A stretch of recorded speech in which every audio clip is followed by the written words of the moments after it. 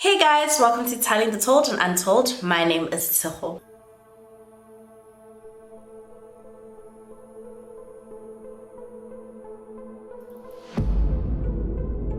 Before we go straight into today's case, I do have a couple of content warnings for you guys. In this video, we do talk about assault and suicide. So if that's not something you think you're interested in watching, then this video probably isn't for you. So maybe you can watch some of my other videos or just wait for my next upload. On the 5th of January 2000, Dr. Andrew Bowers, who had treated Annette Bower for the past few weeks, received a phone call from her husband, Colin. Colin told the doctor that Annette had died during the night and he needed him to come out to the house and sign the death certificate. Colin told Dr. Bowers that he had already asked the local GP to do it, but the GP had refused, so he decided to call Dr. Bowers because Dr. Bowers had been the doctor who had been treating Annette through her sickness the past few weeks and knew about everything that led up to her death.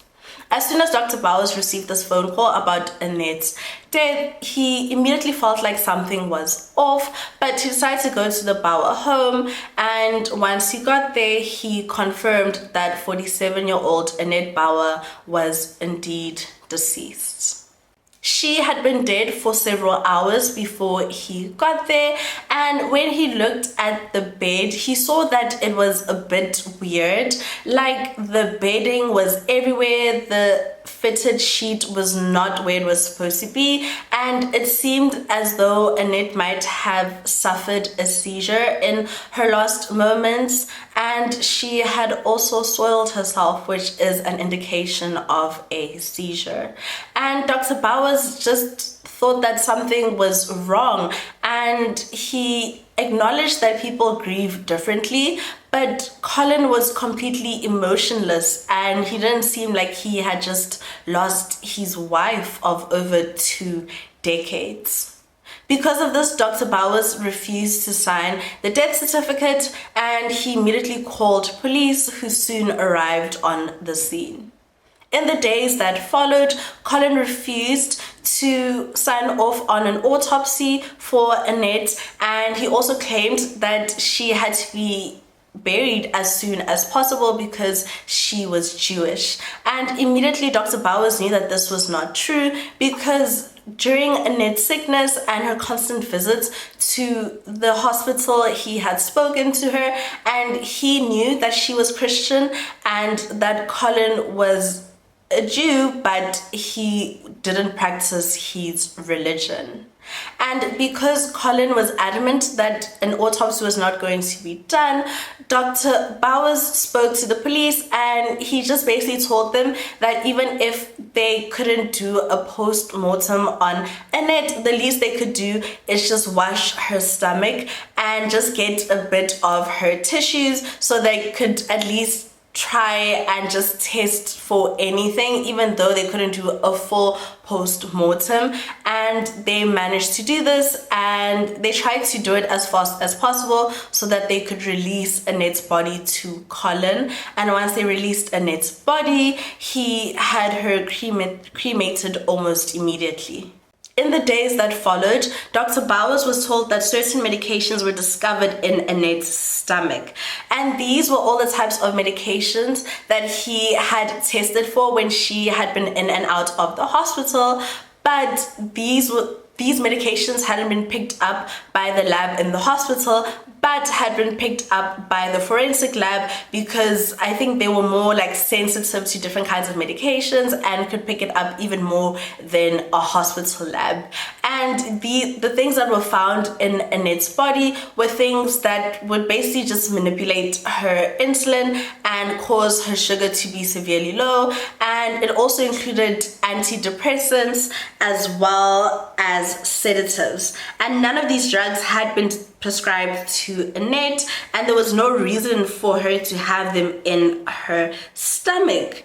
And when Colin was initially asked about these medications, he claimed that he didn't know what they were doing in Annette's bloodstream and in her stomach, but he also said that he didn't know what they were, which is a bit strange because Colin was a psychiatrist, but more than that, he claimed to also be a pharmacologist. It was also proven that given how much of the medication was already in Annette's bloodstream, she could have not been conscious enough to take the medication herself. So that meant that someone must have given her the medication about 7 to 12 hours before she died. Annette Bower was born in 1952, and she was qualified as a physiotherapist and was extremely well respected by her colleagues.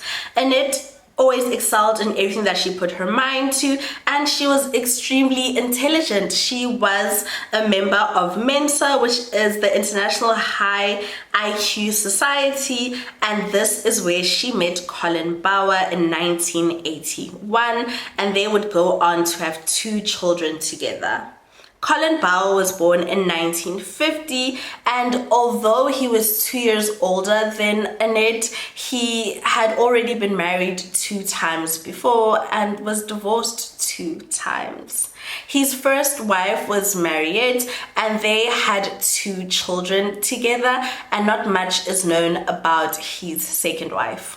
One of the children Colin had with his first wife, Mariette, is named Colin Jr. And Colin Jr. would go on to say that he didn't really have any sort of relationship with his father, and he felt like his father just didn't try and spend time with him or be there for him as a father. And as he grew up, he would be the one to constantly try and reach out to Colin Sr., but they would rarely speak, and in the end they didn't have any sort of father-son relationship. Colin Bouwer was a psychiatrist, and he grew up in a Jewish family, although by all accounts he did not practice Judaism. He claimed that at the age of 16 he had joined the African National Congress, or the ANC, which at the time was an illegal organization in apartheid. And he also claimed that when he was 22 years old, when he was a medical student, he had been illegally providing ANC freedom fighters with medical care when he'd been detained by the South African Secret Service and tortured for days on end. He said that this torture also included having one of his testicles cut off, as well as being electrocuted or also being electrocuted on his genitals. And he says this was because they wanted information from him about the ANC, and this would go on to be proven as untrue, and it is believed that Colin was a pathological liar. He would go on to tell even more outrageous lies. Colin worked at Tygerberg Hospital for much of his career, and both Bouwer's wives, before Annette, would confirm that he would have extramarital affairs and he was a significant womanizer. Colin would not only have extramarital affairs with people that he worked with, but as well as his patients. Mind you, Colin is a psychiatrist, so he would basically just take everything that his patients would say to him and use it to kind of form a relationship with these women. Colin would also lie to these women and tell them that his wife Annette had been sexually assaulted, and because of this she just didn't feel comfortable engaging or having an intimate relationship with him. So because of this, he had to find ways to have sex other places and not with his wife. And he would also say that he would never leave his wife because he loved his wife and it wasn't her fault. So that was how he would kind of get these women to sleep with him or be in a relationship with him. I should note that none of Colin's wives have ever been sexually assaulted as far as we know, and one of his colleagues would later go on to say that Colin knew people's weaknesses and he would kind of use that to manipulate them. In the same year that Colin and Annette got married, it also came out that he had a pathogen addiction. And pathogen is basically a pain relief opioid that was used more so back then in the mid 1900s. And and he would write false prescriptions for his patients, and then he would be the one to go collect it, and then he would inject it into himself, and he just became really addicted to this. And it turned out he had this addiction for a few years. He had it throughout his first and second marriage as well. But now that he was married to Annette, this pathogen addiction came out, and after this the Medical Council of South Africa brought charges against him, and after this Colin appeared before a tribunal where he was found guilty and declared an impaired doctor. And as a result, Colin had to practice under supervision for 10 years. Not that his license was taken away or anything like that. He was basically just on probation for the next 10 years. Colin was a qualified psychiatrist, but he would also lie about other qualifications that he had. Sometimes he would introduce himself as a pharmacologist, and even though he did have a master's in pharmacy, that did not make him a pharmacologist. A pharmacologist is someone who basically creates medicine and manufactures it, and Colin was not qualified to do that. Once Colin's supervision or probation finally came to an end in 1992, Colin and Annette decided that they wanted to immigrate, so they started looking for different opportunities. And then in 1997, the Bowers moved to New Zealand, and Colin got a job working as a psychiatrist in one of the towns known as Evercargill. I hope I pronounced that properly. And then after this, he took up a clinical post with Healthcare Otago, and then he rose to the head of Department of Psychiatry at one of New Zealand's biggest psychiatric hospitals, and he was also a part-time senior lecturer at Otago University. The Bowers lived in a 3 million rand home on the slopes of St. Clair Beach, and Annette often walked their pet English Bull Terrier around Cinnamon. Just 2 weeks after Colin had started his post at this hospital, he started having an affair. And soon he started having affairs with many women in the hospital. At some point, he was seeing 4 different women at the same time. And all these women worked at the same hospital. But eventually those 4 women turned to only one, and this was one person that he seemed to have a really good relationship with, and her name was Anne Walsh. Anne was also a South African and a psychiatrist, and they worked alongside each other both at the university and at the hospital. And even though Colin had all these different affairs, when people saw Colin and Annette together, especially after they arrived in Dunedin, in New Zealand, it seemed like they had this near perfect life together. And even after 2 decades together, it seemed as though Colin's third marriage was the one, and it just seemed like they was just so happy together. People that knew Annette would also say that she had nothing bad to say about Colin ever, and she just always seemed so happy and so in love when she spoke about Colin. When he'd walk into the room, she would light up. When he would call her, she would smile and be so excited to talk to him, and by all accounts they just seemed like a happy couple, and their marriage seemed to be thriving. Even though Colin was in a new country, he still continued with his lies. His favorite lie was that his wife Annette had been sexually assaulted, and that had led them to have a sexless marriage, and he still loved her and it wasn't her fault. But this time he made it even worse. He told people that Annette had been gang raped by 4 men in South Africa, and that was the reason why they had decided to move to New Zealand. And he also told people that he had been Nelson Mandela's personal physician, and he had treated Nelson Mandela for PTSD once he had been released from Robben Island.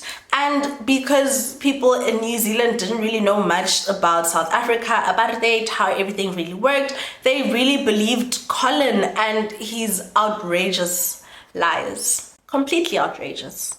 In 1999, Colin went to a convention in Copenhagen with Anne, and even though they had already been seeing each other, this trip kind of solidified their relationship and it became even more serious. So serious that Anne, who was married, her husband just started noticing things and just had a bad feeling. So he decided to go through her emails and he found love letters between Anne and Colin. Not too long after Colin and Anne returned from this trip to Copenhagen, Annette began to experience some really strange health issues. And Annette had always been very healthy. The couple also had to undergo a full body workup before they moved to New Zealand, and Annette was in really good health, but all of a sudden she would lose her balance, she had dizzy spells, her vision was blurred, and there was one time she even lost her balance and fell down the stairs, and her children just kind of laughed at her and thought that she was just being clumsy. Annette just didn't understand what was going on with her, what was going on with her body, and at some point she even thought that maybe it was just her eyes. So she went to go see an optometrist, she got glasses thinking that it would help, but it didn't help at all, and her health just continued declining. Annette and Colin also had a sort of routine, like a nightly routine.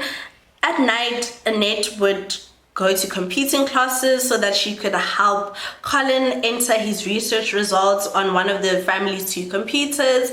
And there was one night when Annette couldn't attend class. So Colin rang one of her classmates and asked her to bring the notes from the lesson to the house. And Colin told her that Annette had fallen into a coma. And the classmate thought that it was just a bit odd. On the 20th of November 1999, Colin woke up and found Annette unresponsive next to him in bed, and he immediately called an ambulance and they were taken to the hospital, and this is where Annette would meet Dr. Andrew Bowers. And immediately they took her blood sugar. Her blood sugar was taken on the scene and it was extremely low, and they thought that this might have been the reason why Annette fell unconscious. And by the time that she had arrived at the hospital, they had put her on a drip and it had kind of stabilized her, and she was able to talk to Dr. Andrew, and Dr. Andrew just kind of asked her about like her health, her history, and she just kind of told him that she didn't know what was going on, and they spoke about different things too. They also spoke about Annette's personal life, and this is how Dr. Andrew found out that Colin was a Jew and Annette was a Christian. And they spoke about her family, they spoke about really everything, and Annette soon felt fine again, and she was admitted, and they just tried to figure out what was going on with her.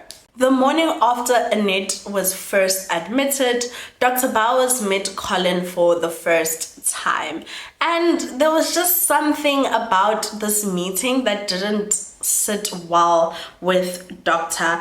Bowers. Colin introduced himself as a psychiatrist, a physician, and a pharmacologist. And Dr. Bowers quickly realized that for one person to have all of these qualifications is not impossible, but it was extremely unlikely, because on top of the 7 years that you go to for medical school, you will still have to go to school continuously for 20 years to get all of those things, to be a psychiatrist, a physician, and a pharmacologist. So he just thought that it's very unlikely that Colin was all 3 of those things.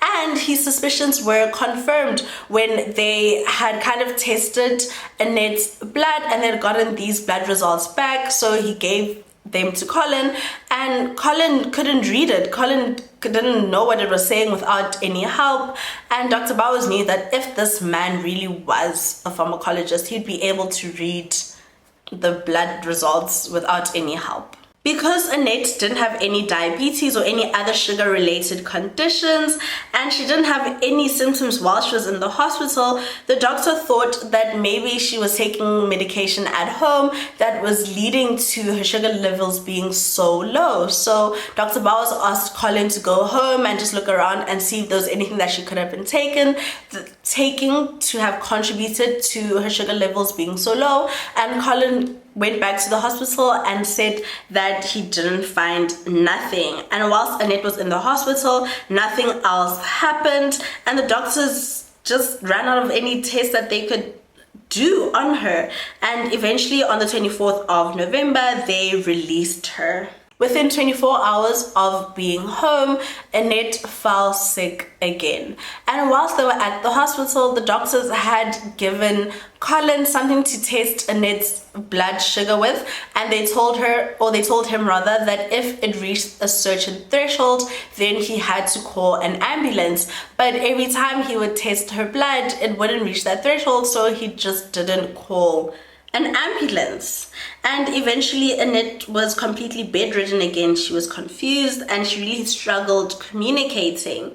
And initially, when Annette had gone to the hospital, Colin had assured her that the children were being taken care of and there was someone at home who was assisting. And he said that the person that was assisting with the kids was one of his colleagues, and this colleague was none other than his girlfriend, Anne Walsh. By the time Annette's condition had worsened again, Anne had basically moved into the Bower home. The sicker Annette became, the more Anne entered the children's lives, and they regarded her as a close friend.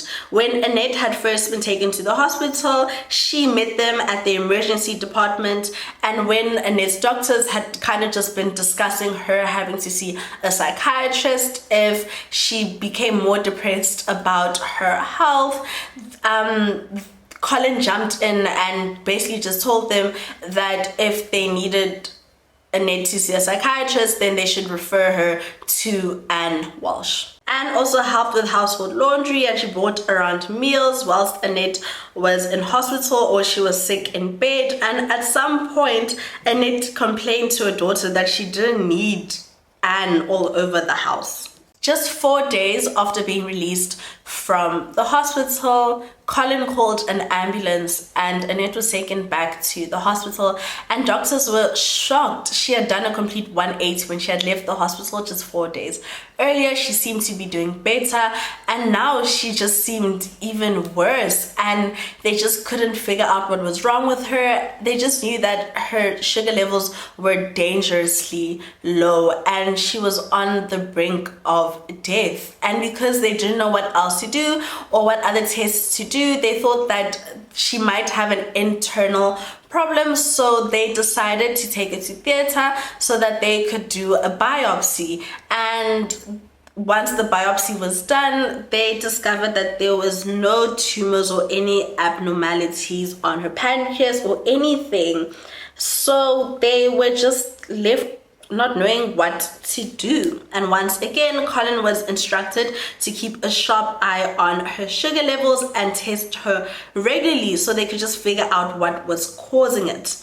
And Colin insisted that he had been testing Annette the whole time that they were home, and Annette told the doctors that it was true and told them that she had seen Colin testing her, and on 1 or 2 occasions Colin had even shown her that her blood levels were, or sugar levels rather, were normal, and they just didn't know what was wrong. Doctors soon discharged Annette so that she could spend Christmas with her family, and she wasn't home for long before she fell sick again, and they just didn't really know what to do. And Annette's family was so concerned. They were over 11,000 kilometers away in South Africa and she was in New Zealand, and Colin wasn't being helpful. Colin really wasn't telling them much. and he was just quite dismissive. Every time they try and talk to Annette, sometimes she really wouldn't be able to communicate well with them, or they'd ask Colin, and Colin would just tell them that there was no point of them flying all the way to New Zealand because that would only upset Annette, and they just didn't really know what to do, knowing that their sister, that their daughter was so sick and they couldn't do much. It would later be revealed that Colin had told so many different stories about what was wrong with Annette. He told some people that she had even been diagnosed with brain cancer and she was losing her faculties really quickly. And yes, she was losing her faculties really quickly, but she hadn't been diagnosed with anything. They couldn't figure out what was wrong with her. Christmas came and went, and Annette just seemed to be doing worse. She couldn't even feed herself. And Colin would continue testing her sugar levels, and he would just say that it was fine. And then on the 4th of January 2000, Annette seems to be doing even worse. And Colin even called a few people and told them that he didn't think that she had much longer. Colin even spoke to his brother-in-law and told him that he couldn't call an ambulance for Annette because it was the first week of January, and in New Zealand, most people are on leave.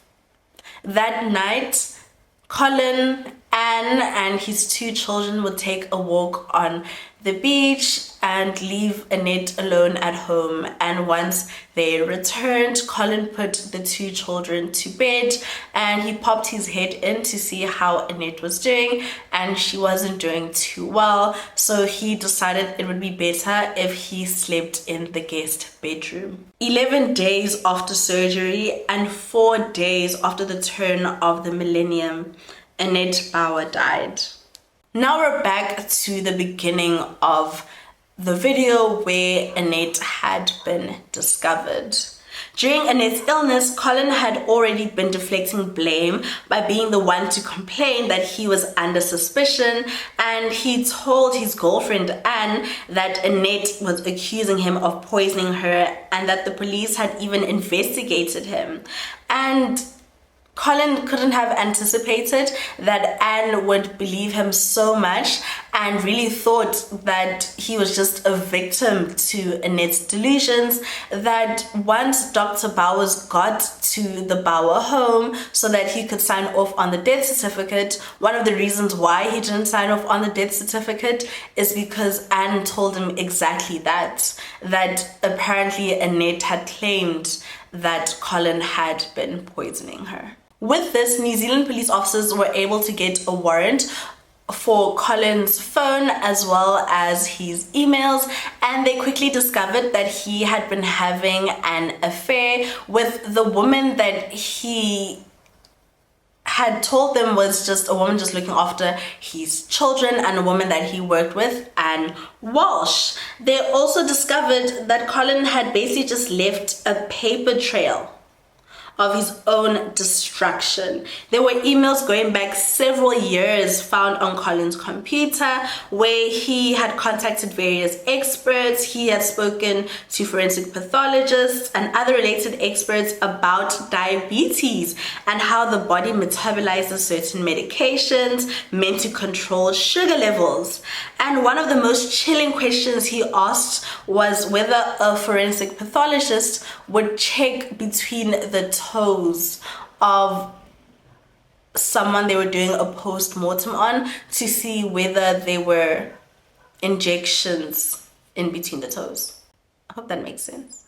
Police officers were also able to get a search warrant for Colin's office as well as his home, and they discovered that between September 1999 and January 2000, Colin had written 11 fraudulent prescriptions for medications in patients' names that he collected personally. And all of these medications were drugs that would regulate blood sugar. There was medication for antidepressants as well as sedatives, and all of these medications were things that were found in its stomach and bloodstream.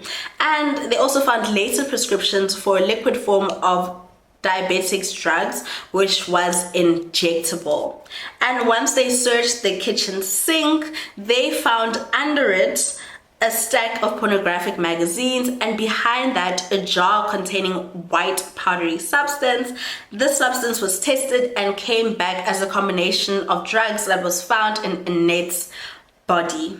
In addition to this, they also found the device that Colin was given to test Annette's blood sugar levels, and they saw that it had been used and that there was also blood on it.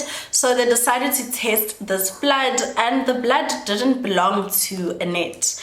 It belonged to a canine, probably from their dog, indicating that he never really tested her blood sugar levels. They then brought Colin in for questioning, and he had a different story to tell them. He told them that Annette had taken her own life, and she had just taken several different kinds of medication that she could find in the house, and that is how she had taken her life. And he said the reason why that he had written so many different fraudulent prescriptions is because he had cancer and he didn't want people to know, so he had written his own prescriptions. And police didn't believe him, and even though they already had so much evidence against him, they knew that Colin had lived in South Africa for most of his life. He had only been in New Zealand for at least 3 years, so they wanted to find out more information about him. So the New Zealand police then got a hold of Interpol, who got them to the SAPS for assistance, and they just wanted to find out more about Colin, and the New Zealand police made their way to South Africa.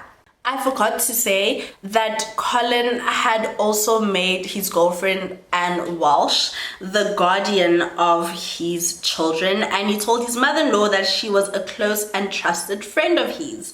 And 2 weeks after his wife died, Colin set up a family trust, and he named Anne Walsh as one of the 2 trustees. It was her name and his lawyers on the title of the family home. So now that New Zealand police had made their way to South Africa, they wanted to speak to one of Colin's ex-wives. And the reason why they only wanted to speak to one ex-wife and not 2 is because Colin had been going around telling people that his first ex-wife, Marriott, had killed his 2 children and then taken her own life. So New Zealand police were shocked to discover that Marriott and Colin's 2 children were alive and well.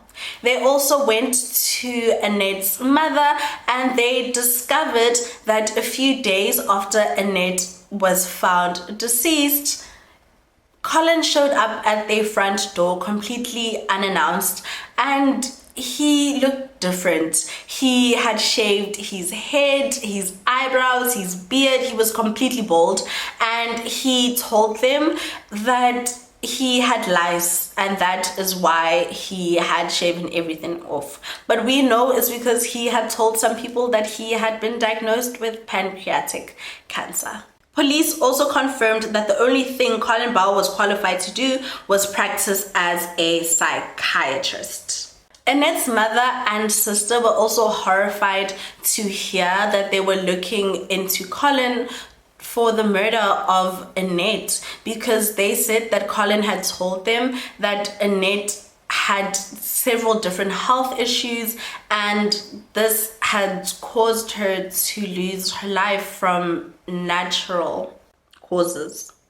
And Annette's mother remembered how Annette had called her and how tired she sounded, and how Annette told her mother that she had never smoked or drank or taken any drugs, and she was just questioning why God was doing this to her. When Colin told police officers that he had cancer, he had given them a letter from a clinic in South Africa, and police officers found this government clinic that Colin had went to, and they found the letterhead that he had used, and they determined that he had faked the letter and he did not have cancer. They also discovered that Annette had a life insurance policy in South Africa in her name to the value of almost 1 million rand. And after speaking to both of Colin's ex-wives, they discovered that he had been extremely violent towards them in their marriages. And even though they don't know if he had been violent to Annette, they did hear something that was so shocking. They heard from Mariette, Colin's first ex-wife, that when she was pregnant with their first child, Colin had kicked her down the stairs, and once they went to the hospital, he begged her to tell them that she had just tripped because he didn't want to lose his medical license. On the 15th of September 2000, 9 months after Annette's death, Colin Bouwer was arrested for her murder, and the trial started shortly afterwards, and the prosecution said that they believe that Colin had been planning to kill his wife for years before her death, and that he had collected so much information about ways to avoid detection. And they believe that Colin had even gone as far as moving them to New Zealand to get away with it. It turned out a month after Annette's death, Colin was lecturing, and during this lecture, he told his class that the perfect murder would involve injecting a victim between their toes with an overdose of a drug to push their sugar levels down significantly so that they would lapse into a diabetic coma and eventually pass away. In the same lecture, he told them that the best murder would best be committed in a country like New Zealand because they had such a low murder rate that police officers just basically wouldn't be able to investigate it well. The prosecution suggested that from September 1999, when Annette first started feeling sick, Colin would put different kinds of drugs into Annette's food as well as her drinks, and when it wasn't working fast enough, he then decided to get the injectable drugs, and he would inject it between her toes as well as inject it into her tampon, so that when she was on her periods, she would basically administer the drugs into herself. This, however, could not be proven without a doubt because Annette was cremated. And Colin's defense was basically that Annette had just taken her own life. On the 19th of November, Colin Bouwer was found guilty of the murder of his wife and sentenced to life imprisonment.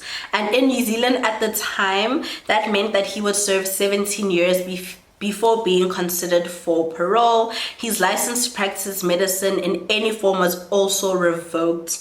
And along with the sentence, a deportation order was issued, which would be carried out when Colin was granted parole. Then in 2015, after having served 14 years, Colin was up for parole, and it also turned out that this was probably like the first time he discovered that they wanted to deport him right after he was paroled. So he tried to fight this, but he didn't win, and his parole was also denied.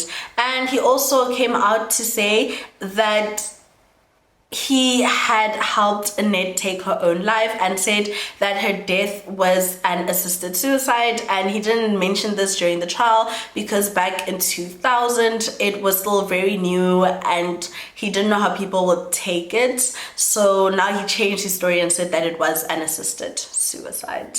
In 2017, Colin Bouwer was released on parole, and he was immediately deported back to South Africa, our land, and it said that he moved to KwaZulu-Natal to live with some of his family, and a year later, when he was just 68 years old, Colin died. He had been suffering from a chronic kidney condition for a few years.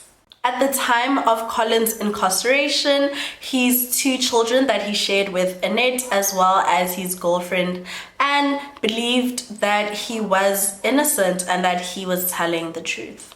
In a twist of fate, even though Colin Bouwer and Colin Bouwer Jr. had no sort of father-son relationship, it turned out that they had more in common than just their names. Whilst Colin Bouwer Sr. was standing trial for the murder of his wife, Over 11,000 kilometers away in South Africa, his son, Colin Bouwer Jr., was also standing trial for the murder of his wife.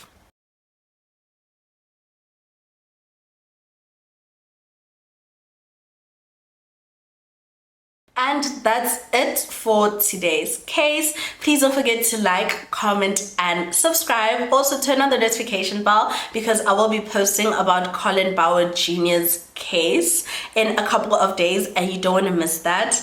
And yeah, thank you guys so much for watching. I'll see you guys next time. Bye.